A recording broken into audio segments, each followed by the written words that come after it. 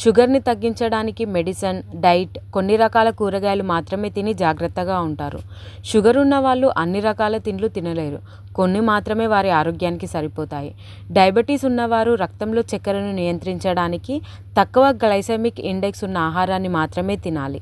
అందులో మునక్కాయ కూడా ఒకటి. కానీ చాలామంది షుగర్ ఉన్నవాళ్ళు మునక్కాయ తినొచ్చా లేదా అనే అయోమయంలో ఉంటారు.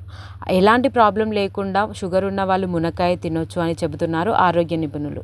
నిజానికి మునక్కాయలో షుగర్ని అదుపులో ఉంచే గుణాలు కూడా ఉంటాయని చెబుతున్నారు.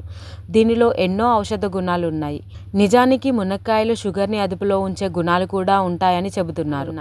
ఇది antiviral, potassium, zinc, magnesium, iron, copper, phosphorus, zinc వంటి వివిధ పోషకాలను కలిగి ఉంటుంది. మునగకాయ మాత్రమే కాదు, మునగాకులు, మునగ పువ్వులు ఇలా మునగ చెట్టులోని ప్రతిదీ ఏదో ఒక ఔషధ గుణాన్ని కలిగి ఉంటుందని ఆరోగ్య నిపుణులు చెబుతున్నారు.